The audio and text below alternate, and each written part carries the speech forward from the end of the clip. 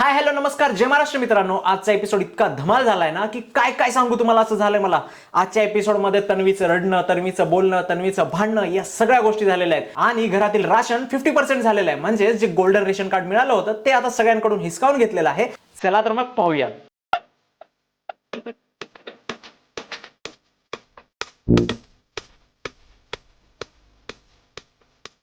आता तुम्ही पाहिला असेल माझा मागचा एपिसोड, तर शोची सुरुवात होते तन्वी आणि विशालच्या बॉन्डिंग वरनं. आता हीच बॉन्डिंग या एपिसोडमध्ये पण सुरुवातीला पाहायला मिळाली. जेव्हा तन्वी सकाळी सकाळी उठते, विशाल तिच्या जवळ जातो आणि तिला समजायला लागतो. तन्वीला विशाल चांगल्या पद्धतीने सांगत होता की तुला कॅप्टन बनायचंय, तर तुला तुझा जे इगो आहे ते साईडला ठेवावं लागेल आणि तुला लोकांसोबत चांगलं कन्व्हर्सेशन करून त्यांना कन्व्हिन्स करायला पाहिजे की तू मला कॅप्टन करा वगैरे वगैरे. हे असं चालू होतं त्यांचं. पण ती ऐकायला तयार नव्हती. मग तिला अचानकच काय झालं की काय तिला ट्रॉमा निघाला की ती रडायला लागली.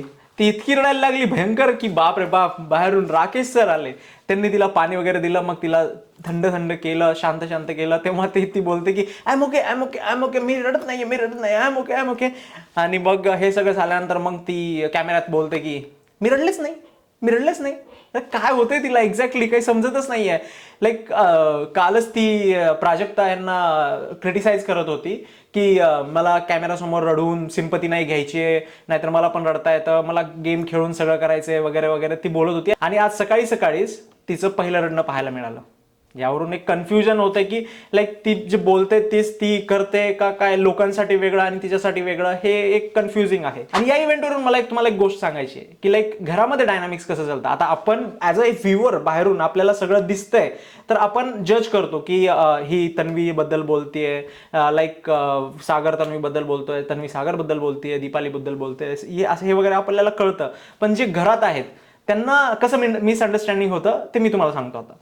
लाईक विशाल जेव्हा तन्वीला समजून सांगत होता तेव्हा सगळ्यांना वाटत होतं, जेव्हा जे ते किचन एरियामध्ये जे बसून होते त्यांना सगळ्यांना वाटत होतं की हे लोक चुगली करतायत किंवा विशाल तिला सांत्वन करतोय वगैरे वगैरे. पण ऍक्च्युअली तसं नव्हतं. विशाल तिला समजून सांगत होता की तुला सगळ्यांना चांगलं बोलावं लागेल. विशाल बोलत होता तिला की जर त्यांनी नॉमिनेट केलं असेल, सागरला जर तू नॉमिनेट केलं असेल तर तू त्यांच्यासोबत बोल नंतर, तुझं जर वाईट झाला असेल तर विच इज ओके, बट तुला कॅप्टन बनायचं, पण त्यांची पण तुला गरज लागणार आहे, तर तू त्यांना जाऊन बोल.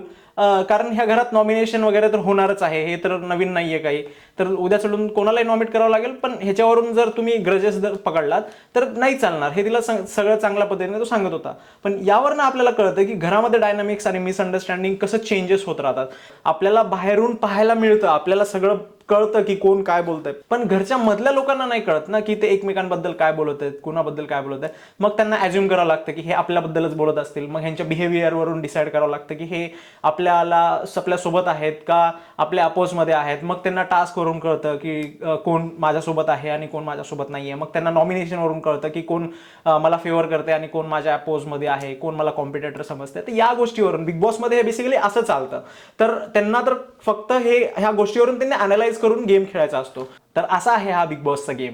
त्यानंतर आपल्याला एक सुंदर नजारा भेटतो दीपालीच्या, जे महाराष्ट्राला वेड लागलंय, दीपालीच्या लाईक तिच्या स्किन केअर रुटीनचं जे महाराष्ट्राला वेड लागलंय त्याचं राज आज आपल्याला माहिती झालं, जे की त्यांनी योगा करतात.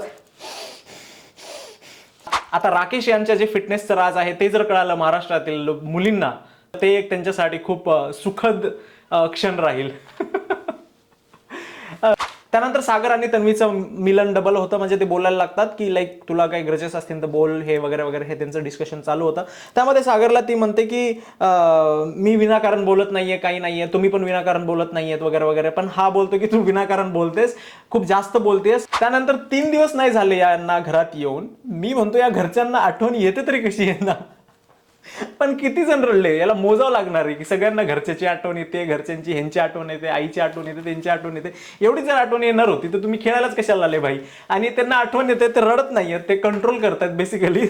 जे घरचे सोबतचे आहेत ते त्यांना रडायला लावतायत. या सिच्युएशन मध्ये सागर सरांनी असं कंट्रोल करायचं ट्राय केलं, पण दीपाली मॅम बोलतात त्यांना काय नाही होत असं करतात त्यांना.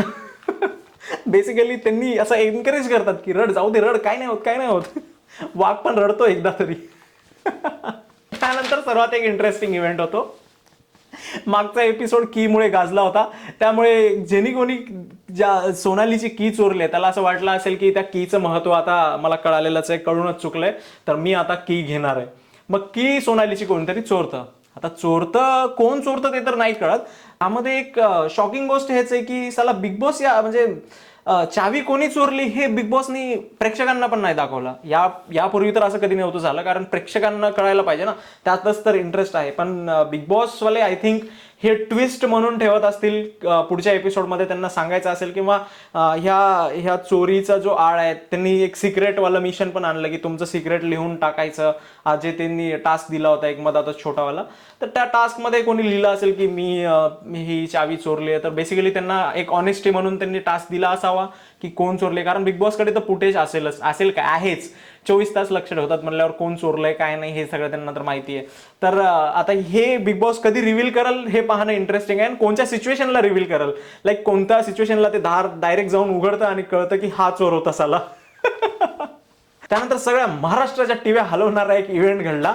दीपाली मॅमला साडीमध्ये सगळ्यांनी पाहिला, एकदम त्यावेळेस तो ओंकार असा खाली पडतो भाई त्यांना पाहून, इतकं त्यांच्या ते ब्लॅक साडीमध्ये ते दीपाली मॅम इतक्या सुंदर दिसत असतात. बाप रे बाप, सणाचा दिवस आहे, मग काहीतरी गोड खायला चालू करूया. मग गोड खायचं होतं तर काय बनवणार, शिरा बनवणार का खीर बनवणार. मग खीरचा प्लॅन कॅन्सल झाला, शिराचा प्लॅन ऑन बोर्ड आला, मग शिरा बनवायला चालू झाला. शिरा बनवायला आल्यास दीपाली मॅमला बेसिकली सगळंच खायला बनवायला येतं, तर त्यांना आणि त्यांचं मन पण एकदम सुंदर आणि स्वच्छ आणि निर्मळ असल्यामुळे ते बनायला लागतात शिरा.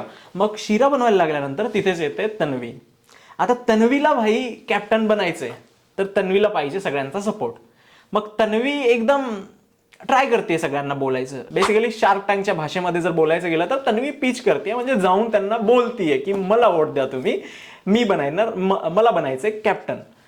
तर असं झालं की मग ती जाऊन बोलायला ट्राय करते दीपाली मॅमला, पण दीपाली मॅम सांगतात की मला बोलू नकोस तू, कारण त्यांचा ऑलरेडी पहिल्या दिवशी जे वाद झाला होता, जे सोनाली बोलते की मी काम नाही करणार, मी भांडे नाही घासणार वगैरे, हे नाही करणार, त्यावरून मग दीपाली मॅम थोडं सोनालीला फेवर करतात आणि ही दीपाली मॅमवर चढते. त्यामुळे मग दीपाली मॅमला हिचा राग आलेला असेल, तर बेसिकली म्हणजे त्यांचं असं होतं की मी अशी नाहीये, लाईक मी एखादं भांडण झाल्यावर विसरणारी लवकर नाहीये, तर त्यामुळे तू मला बोलू नकोस. आता त्यांचा पर्सनल डिसिजन होता, मग विच इज रेस्पेक्टेबल. त्यांनी सांगितलं तिला की तू मला बोलू नकोस, त्यांनी असं काहीतरी केलं असेल तिथे. तर भाई आला तन्वीला राग. तन्वीचं मला कळतच नाहीये, तन्वी मतलब तिला थोडा पण जर कोणी काही बोललं, मी जसं पहिल्या एपिसोडमध्ये सांगितलं होतं, तन्वीचं असं आहे की जिथं तन्वी नाव जर आलं आणि तिथं जर तिने ते ऐकलं तर मग गेम खल्लास. ती लागते भांडायला भाई, एकदा चालू झाली ती की थांबतच नाही, ती अशी हातवारे करते, यो यो जी जी जी जी, काय बोलते भाई, तेवढं मला फास्ट बोलता पण येणार नाहीये, इतकी फास्ट ती बोलते, इतकी चिरकते ती, बाप रे बाप. तसंच ती दीपाली मॅमला पण रडवते, मग दीपाली मॅम रडतात वगैरे वगैरे, मग ती पण नंतर जाऊन म्हणते की मला कॅमेऱ्यासमोर रडायचं नाहीये, मी स्ट्रॉंग राहणार आहे, मला महाराष्ट्रात दाखवायचंय वगैरे वगैरे. आणि ती इतकी कॅमेरा कॉन्शियस आहे ती, मला वाटते की मी कुठेतरी चुकलोय, की लाईक मी प्रभूला बिचारायला त्याला बोलतोय की हे कॅमेऱ्यासाठी करते सगळं वगैरे वगैरे. पण मला वाटतंय की तन्वी कॅमेऱ्यासाठी जरा जास्तच करते प्रभूपेक्षा. प्रभूचं नाव आपण उगाच बदनाम केलं पहिल्या 2 एपिसोडमध्ये, आता तर प्रभूला चाललेलं फुटेज पण नाही भेटत यार, जेवढी पाहिजे तेवढी. पण बिचारा असा एकदम असा बसलेला होता त्या टास्कमध्ये, एकदम त्याला सुधारतच नाहीये, टास्कमध्ये त्याला लिहिता येत नाही बिचारायला, त्यानंतर त्याला समजत नाहीये सिक्रेट म्हणजे काय करणार बिचारं ते पोरगं. त्यानंतर ते रोशन आहेत, त्यांना पण काय मतलब सुधरतच नाहीये, आणि त्यामध्ये ह्या तन्वीला पाहावं लागतं त्यांना. हिचे जे एकदम वाईल्ड एकदम लुक्स आहेत, एकदम हिचे जे वाईल्ड एकदम भांडणं आहेत ते पाहावं लागतात, ह्यांच्यामध्ये ते दबून जात आहेत कुठंतरी. आता त्यांना ओपन होणं आहे महत्वाचं, पण तन्वीच्या समोर ओपन होणं म्हणजे इम्पॉसिबल आहे भाई. आता तन्वीला कोण हँडल करेन, सोनाली तर करेन मे बी, सोनाली तर भावच नाही देत. सोनालीचा ॲटिट्यूड बाप रे बाप, सोनाली तिचा कामनेस माणसाच्या आयुष्यात हवा आहे, तर माणूस आयुष्यामध्ये सक्सेसफुल 100% होणार, एवढा कामनेस पाहिजे माणसाच्या आयुष्यात. तर असो, तन्वीचं मग तिथे भांडण झालं, दीपाली मॅमला ते भांडतात वगैरे वगैरे. तर त्यानंतर मग शेवटी मग शिरा बनवायचं राहतच होतं की ती तन्वी म्हणते की मला बनवायचा होता शिरा, आमच्या टीमनी प्लॅन केला होता, आम्ही बिग बॉसला तूप मागितलं होतं वगैरे वगैरे, पण फायनली शिरा दीपाली मॅम बनवतात आणि सगळे सुखात खातात. त्यानंतर सुरू होतं की जर चावी चोरीला गेली तर चोर कोण आहे हुडकायचं आहे आम्हाला. सागर कारंडेच्या भाषेमध्ये तर चोराला नागडा करायचं होतं त्यांना. बिग बॉस खेळायला आलेत ना ते, हे काय असले फालतू चाळे करायला आलेत का वगैरे वगैरे ते बोलतात. आणि तिथेच एक डिसिजन होतो आमरण उपोषणाचा. जोपर्यंत चावी चोरणारा जो आहे तो स्वतःहून येऊन सांगत नाही की मित्रांनो मी चावी चोरलेली आहे, तुम्ही आता जेवायला घ्या. असं जोपर्यंत तो बोलणार नाही तोपर्यंत सागर करांडे, आयुष आणि जे कुमावत आहेत, कुमावतच ना, हा, त्यांनी जेवण करणार नाहीयेत. त्यामध्ये स्ट्रॉंग दिसतोय आयुष. जोपर्यंत मला चावी चोरणारा कळत नाही तोपर्यंत मी अन्नत्याग करेन, मी आंदोलन करेन. महाराष्ट्रात एवढे महत्वाचे मुद्दे चालत आहेत, त्याच्यावर आंदोलन करायचं सोडून गेलं. हे चालेल तर चावी कोण चोरलं त्यावर आंदोलन करत आहेत. काय सांगावं यांना आता. हेच एवढंच पाहायचं राहिलं होतं, आंदोलन करणं. Gandhi's relevance in 2026. गांधी इथे पण बिग बॉस मध्ये पण गांधी रिलेव्हंट आहे. त्याने अन्नत्याग करतायत, एक आंदोलन करतायत की अन्नत्याग करून आम्हाला जाणूनच घ्यायचे की कोणी बिग बॉसची जी पॉवर की आहे ती चोरली आहे. दीपाली मॅमचं सौंदर्य पाहून सगळ्यांनी, तन्वीनी जे लुक बनवला होता, तिने जे साडी घातली होती त्यावर थोडं लाईक शॅडो पडलं, बट तन्वीनी ते पूर्ण करून टाकलं. जे सगळ्यांसोबत जाऊन सगळ्यांना म्हटलं ती की मला माझी तू तारीफ कर, माझी हे कर, माझं ते कर. मग ह्या सगळ्या गोष्टी ती करून तिने आपल्या जी तारीफ आहे ती करून घेतली. त्यामध्येच विशाल एकदम लाईक नारद मुनी बनत चाललाय विशाल. लाईक इकडे पण आहे तिकडे पण आहे. सोनाली सोबत वाटलं होतं की सोनाली सोबत त्याची बॉन्डिंग चालली आहे, पण सोनालीने त्याला प्रॉपर ओळखलेलं आहे. आता सोनाली त्याच्यासोबत तर मे बी तरी नाही जाणार.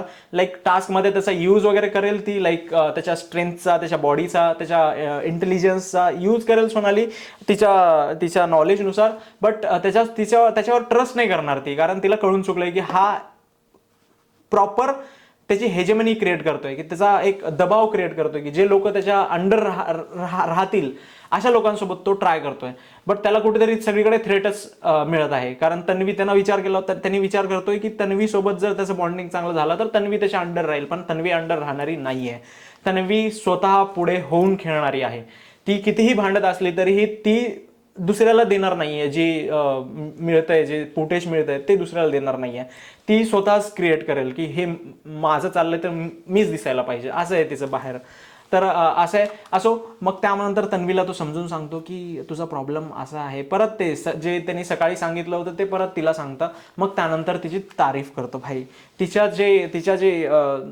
जे कमेंट्स देतं तो चांगल्या, म्हणजे तिला तू चांगली आहेस, तुझं हे असं आहे, तुझं ते तसं आहे, तुझं करवी वगैरे वगैरे ह्या सगळ्या गोष्टी तो बोलतो. आणि त्यानंतर भाई तिला एक पप्पी देतो आणि जातो तिथून. तर त्यावरून एक सगळं कळतं की विशाल चाला फक्त दोघला आहे. कधी इकडे जातो, कधी दीपाली मॅमला बोलतो, कधी हिला बोलतो. दीपाली मॅमला पण चांगलं बोलायचं ट्राय करतो, इकडे येऊन हिला चांगलं बोलतो. म्हणजे कळतच नाहीये की काय कोणत्या डायरेक्शन मध्ये खेळतोय तो आणि त्याचा गेम प्लॅन काय आहे. त्यानंतर बिग बॉस एक छोटासा टास्क देतात ज्यामध्ये बजर दाबायचं असतं. जसं की मागच्या एपिसोडमध्ये झालं होतं तसंच यावेळेस पण बजर दाबायचं होतं. पण यावेळेस बजर दाबायचं होतं ते ज्यांनी मेहनतीचा दार चूज केलाय. कारण ज्यांनी मेहनतीचा दार चूज केलाय, जे 11 लोक होते, त्यांच्यापैकी एकाला कॅप्टन्सीच्या रेसमध्ये पाठवायचं होतं बिग बॉसला. बेसिकली 3 लोक ऑलरेडी होते. एक सोनाली, दुसरी तन्वी आणि तिसरी प्राजक्ता. आता चौथी पाहिजे होती. तर चौथ्यासाठी यांनी एक बजरवाला टास्क आणला. त्यानंतर मग बिग बॉसनी सांगितलं की युअर टाइम स्टार्ट्स नाव. आणि यावेळेस पण प्रत्येक जण मूर्खपणा करत होता. पण अनुश्रीने जे परफेक्ट काम केलंय ते तिच्या चुकीतून खरंच शिकली आहे. परफेक्ट काम केलं तिने बजर वाजवून. जे तिला इथं सुद्धा काही जण डिस्कस करायचं बोलत होते, जे की म्हणत होते की थांबा पहिलं डिस्कस करू, तर आपलं 50% लाईक रेशन जाणार आहे वगैरे वगैरे. पण विच इज ओके. 50% रेशन जात असेल तर ठीक आहे ना, 100% थोडीच चाललंय. तुम्हाला कॅप्टन्सीच्या रेसमध्ये तुम्ही जाताय तर हे एक मेन गोष्ट आहे. आणि त्यापासून तुम्हाला इम्युनिटी भेटते. त्यानंतर तुमचा होल्ड एक राहतं, लाईक फर्स्ट. मग तुम्ही एक घरामध्ये तुम्ही फेस बनता. तर ह्यासाठी 50% रेशन जात असेल तर काही चुकीचं नाही आहे. आणि अनुश्रीने जे निर्णय घेतला की लाईक मी जाऊन बजर दाबणार, ते परफेक्ट होता. जरी कोणाला वाटत असेल की हे लाईक चुकीचं होतं, विचार करायला होतं, तर हे काहीच नाहीये. फेक आहेत हे लोक, पण पागल आहेत, काहीच नाहीये. हे गेम प्लॅन आहे. तिने जे दाबलं, जे तिने परफेक्ट केलं ते इम्पॉर्टंट आहे. अनुश्री जिंकते. आणि आता 4 दावेदार आहेत जे कॅप्टन्सीसाठी आहेत. पहिला आहे अनुश्री, दुसरी आहे तन्वी, तिसरी आहे सोनाली आणि चौथी आहे प्राजक्ता. तर या 4 जणीपैकीच एक जण उद्या कॅप्टन बनणार आहे. 100% फिक्स. ते आपण पाहूच उद्या. त्यानंतर एक टास्क होतो जे की कॅप्टन्सीचा टास्क आहे. या टास्कमध्ये बिग बॉस एक भली मोठी स्क्रिप्ट आणतात यार. ती किती मोठी स्क्रिप्ट आहे, बाप रे बाप. ते काही समजत नाहीये. ते फक्त एवढं समजलं की काय ते मेंढर बनवायचं आहे, ते एक तिथून रुई कापूस आणायचा आहे आणि बिग बॉस फार्म दाखवलं त्यांनी, तिथून कापूस आणायचा आहे आणि त्यानंतर मेंढर बनवायचे. त्यानंतर बोलतं की एक लांडगा येणार आहे. मला तरी टास्क अजून तरी कळालेलं नाहीये प्रॉपर. मला ते जिओ हॉटस्टारवर एकदा बघावं लागणार आहे आणि नंतर मी तुम्हाला उद्याच्या एपिसोडमध्ये पाहून तुम्हाला ते प्रॉपर टास्क सांगेल. आता तरी मला नाही कळालं की ते टास्क एक्झॅक्ट काय होता, कारण ती एवढी मोठी स्क्रिप्ट होती, बाप रे बाप. ती अनुषी कोण वाचते, ती दिव्या वाचत होती, बाप की ते संपतच नव्हती तिची स्क्रिप्ट. किती मोठं देते ते बिग बॉस. जरा सिंपल टास्क द्या जरा ते, आणि ते बारकं काय समजल, ते त्याला समजणारच नाहीये ना. त्याला आधीच ते रोशन झाले, ते आपला हे झाला, प्रभू झाला, त्याला कसं करणार हे टास्क. आधीच ते टेन्शन मध्ये, त्यांची फाटून नाही सगळी तन्वीला पाहून वगैरे. त्यानंतर या टास्कमध्ये 2 जणांच्या टीम बनतात, एक अनुश्रीची आणि सोनालीची बनते, आणि दुसरी तन्वी आणि प्राजक्ताची बनते. मग दोघा जणींना आपले उमेदवार चुनायचे असतात. मग त्या उमेदवारामध्ये पण एक चांगला इंटरेस्टिंग गोष्ट घडते की लाईक सगळेजण एक स्ट्रेंथवाल्या व्यक्तीला शोधत असतात की लाईक कोणाची स्ट्रेंथ जास्त आहे जे की हे करू शकेल टास्क. पण त्यात ही चांगलं बोलते, लाईक जी रुचिता आहे ती बोलते की मतलब तुम्ही जे स्ट्रेंथ आहे त्यांनाच का चूज करताय, आम्ही मुली पण खेळू शकतो ना. मग तेव्हा जे अनुश्री बरोबर, मतलब अनुश्रीचा गेम प्लॅन खूप चांगला चाललाय. अनुश्री तिथं बरोबर ट्विस्ट करते एक प्लॅन. ती बोलते की हां मी तुला चूज करते, रुचिता तू माझ्यासोबत खेळायला ये. आणि इथं तिने तिला चूज केलं होतं. जर ती त्यांच्यासोबत खेळली असती तर ही त्यांना कॅप्टन्सीसाठी सपोर्ट केली असती सरळ. पण इथे तन्वीनी आपला इमोशनल पॉईंट टाकला की मी जसं की तुला बोललो होतं, ग्रुप पडतायत, तू त्या ग्रुपमध्ये जातीयेस आणि असं केल्यावरती कसं होईल. मग ती बोलते की तू मला चूजच केलं नाहीस तर मी मग ह्यांच्यासोबतच खेळणार, तू मला कधी चूज करणार आहेस, तू मला करायला पाहिजे होतं चूज. मग तन्वी बोलते की ह्याच्यामध्ये सेकंड राऊंड आहे, मग मी तुला त्या राऊंडमध्ये चूज करतो वगैरे वगैरे. मग हे सगळं चाललं. मग त्याच्यानंतर टास्क पार पडला. टास्कमध्ये जे गोंधळ उडाला त्यानंतर बिग बॉसला पहिले राऊंड होता ते बेसिकली सगळं कॅन्सल करावं लागलं, आणि पहिले पार्टिसिपेंट होते ते कॅन्सल करावं लागले. परत या टास्कमध्ये तन्वी पार्टिसिपेट करणार होती म्हणल्यावर काहीतरी राडा तर होणारच होता. तन्वी पार्टिसिपेट करते आणि यामध्ये तिचा राडा होतो. ती सोनालीच्या वरी जाऊन बसते, तिचे जे फिजिकल स्ट्रेंथ आहे तिचा ती यूज करते, विच इज ओके, कारण हा टास्क आहे, काही फेअर अनफेअर काही नसतं, सगळं टास्कमध्ये सगळं ओके असतं. तर यामध्ये ते झालं. पण त्यामध्ये जेव्हा बिग बॉस तिला थांबा बोलतात सगळ्यांना, तेव्हा ती बोलते की बिग बॉस हिने मला मारलं, बिग बॉस हिने मला मारलंय, मी हे करायला आलेच नाहीये बिग बॉस, मी तर खेळायला आली आहे. हे फिजिकल हे झालं मारलं, त्याला काय बोलतात इंग्लिशमध्ये, ते झालं, असं झालं तसं झालं ही बोलते. पण ऍक्च्युअली तिला बिग बॉस तिला जर तो मारला असता तर बिग बॉस तिला बोलला असता, भाई तिने मारलंच नाहीये तिला. ही किती फेक नाटकं करते ती, इतकं रडायला, आणि नंतर अजून ती रडते नंतर जाऊन की मला मारलं ही कसं केलं, मला सत्कार केलं, असं करते. अरे भाई तुला मारला असता तर बिग बॉस त्या मागच्या सीझन मध्ये त्या हिला काढलं, त्या आर्याला काढलं होतं, तिला मारला, ती दुसऱ्याला मारले म्हणूनच काढलं होतं तिला, बेसिकली सरळ काढून टाकलं होतं. तर बिग बॉस यावेळेस पण तसंच करणार ना जर तिने केलं असेल तर. पण तिने केलंच नाहीये. बिग बॉस बोलतो ना की सगळे कॅमेरे माझ्याकडे आहेत, सगळं मी पाहतोय, तू नाही केलं तिने. आता सरळ असं बोलू शकत नाहीयेत, पण इनडायरेक्टली त्यांचं म्हणणं तेच होतं की नाही केलं तिने. त्यानंतर मग जे राडा झाला, त्या फाईट्स वगैरे झाला तिथं, ते इंटरेस्टिंग होतं सगळ्यांना पाहण्यासाठी, पण मधल्यांसाठी ते इंटरेस्टिंग नव्हतं, कारण यामुळे जे फिजिकली लोकांना प्रॉब्लेम होतील, यामुळे त्यांना शो सोडावे लागेल. तर ह्या गोष्टी लाईक कमी करायला हव्यात, कारण हे तर आता पहिला टास्क आहे. लाईक 100 दिवस अजून, तसं जसं बोलल्यासारखं 96 डेज अजून बाकी आहेत, त्यामध्ये अजून टास्क होतच राहतील. आणि टास्क अनफेअर फेअर ते तर होणारच आहेत. कोणी फेअर नसतं आणि कोणी अनफेअर नसतं. गेम आहे, गेम जिंकण्यासाठी तुम्हाला प्रत्येक गोष्ट करावी लागते. Everything is possible in love, war and big boss.